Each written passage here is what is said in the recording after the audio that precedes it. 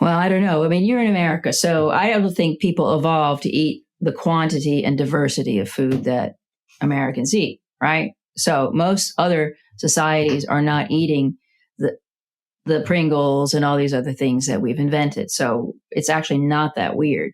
In the 1940s, the food chart was a heck of a lot of fat, a heck of a lot of meat. It was all even. It was like a pie chart, right? It wasn't this. So it's really only modern society in certain areas, right, that would have a hard time. The healing that happens, the first thing is usually joint pain goes away. Inflammation is reduced. It's an anti-inflammatory diet. I don't think you're going to be you lose some weight, but you're not going to be losing all the weight that you want, because there's going to be other components that need to heal that take a lot longer, which is adrenal and thyroid would take a lot longer. But you've removed the inflammation, allowing yourself to a step up on the healing process. And then you'll also be able to know which foods you were eating before very easily and very clearly are inflammatory to you, because not everybody has a problem with egg whites, and not everybody has a problem with egg yolk, and a lot of people don't have a problem with chicken, but they have a problem with chicken skin, strangely enough. So they'll know that. All right, well, I wouldn't include seed oils. So right there, I just say, no, it's very inflammatory and you're damaging your brain. Avocado oil, not a problem, not too bad. Olive oil, not a problem, but you're not going to be, it's entertainment. You're not going to be making anything for your body. You're not going to be making hormones. You're not going to be you're reducing stress. You're not going to be restoring. If you run a marathon and you need to recover, those oils are not going to bring you back. Animal fat's going to bring you back. Coconut actually has histamines in it, so some people might not react to it very well. I think they're horrible. My daughter's eating them right now. My daughter in Glasgow. Hope she doesn't see this. It's popular now. 2 years ago, people were talking about kimchi and kombucha. No, kombucha 10 years ago.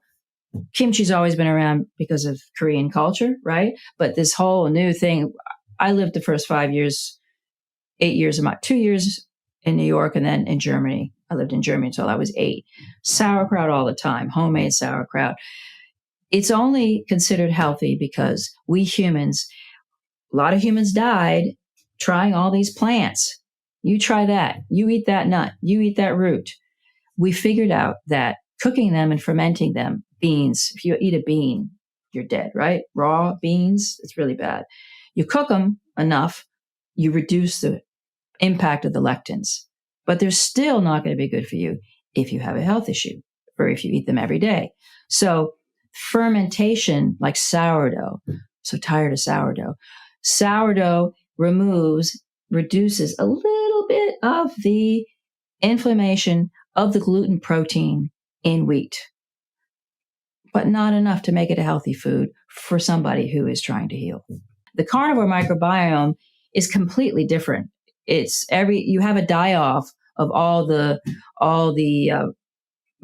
bacterial species that are having a happy meal with your kale and your kimchi and stuff. They all die, and then you have other bacteria that live and that we actually evolved to have in our guts.